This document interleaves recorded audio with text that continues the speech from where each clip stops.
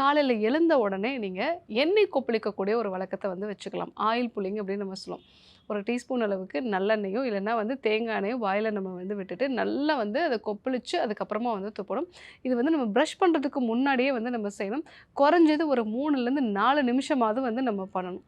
அப்படி பண்ணும் பொழுது தான் உங்களுடைய இந்த வாயோட உள்பகுதி, அதே மாரி நாசியோட உள்பகுதி இங்க எல்லாமே கொஞ்சம் வந்து எண்ணெயோட தன்மை, ஈரப்பதம் வந்து போகும்பொழுது, இந்த தும்மலோட அளவு வந்து குறையும். 2வது நைட்ல தூங்க போறதுக்கு முன்னாடி நம்ம ஆவி பிடிக்கக்கூடிய முறைகள வந்து ஃபாலோ பண்ணலாம். ஆவி பிடிக்கக்கூடிய முறை அப்படின்னு பார்த்தீங்க அப்படின்னா, நீங்க மஞ்சளோ, இல்ல வந்து துளசி, கற்பூரவள்ளி இந்த மாரி இலைகள போட்டு நம்ம வந்து ஆவி பிடிக்கலாம். அந்த மாரி பிடிக்கும்போது நம்ம சைனஸ் ஏரியாக்கள் வந்து அது ஓப்பன் அப் ஆகும். அதே மாரி நேசல் பாலிப் இருந்தாலும் வந்து அது கிளியர் ஆகும்.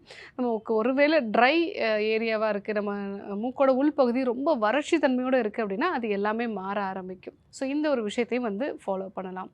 அனைத்து நோய்களுக்குமான குணம், அழகு தரும் மூலிகைகள், ஆரோக்கியம் தரும் மருத்துவர்கள். டாக்டர் ஸ்ரீவர்மாஸ். அழகும் ஆரோக்கியமும்.